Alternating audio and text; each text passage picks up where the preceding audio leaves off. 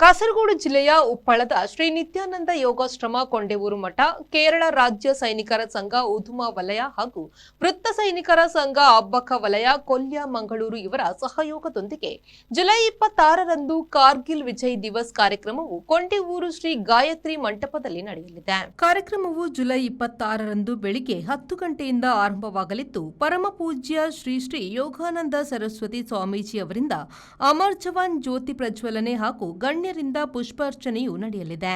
ನಂತರ ನಡೆಯುವ ಸಭಾ ಕಾರ್ಯಕ್ರಮದಲ್ಲಿ ಸ್ವಾಮೀಜಿಗಳು ಆಶೀರ್ವಚನ ನೀಡಲಿದ್ದು, ಮಾಜಿ ಲೋಕಸಭಾ ಸದಸ್ಯರಾದ ನಳಿನ್ ಕುಮಾರ್ ಕಟೀಲ್ ಅವರು ಕಾರ್ಯಕ್ರಮದ ಅಧ್ಯಕ್ಷತೆ ವಹಿಸಲಿದ್ದಾರೆ.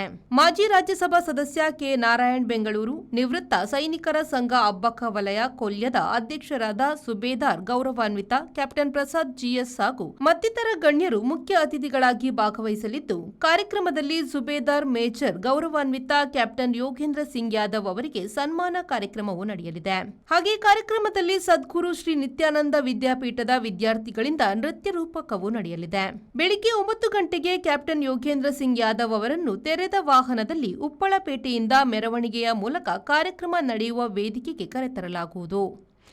ಪ್ರೀತೇಶ್ ಶೆಟ್ಟಿ, ವಿ4 ನ್ಯೂಸ್, ಕಾಸರಗೋಡು.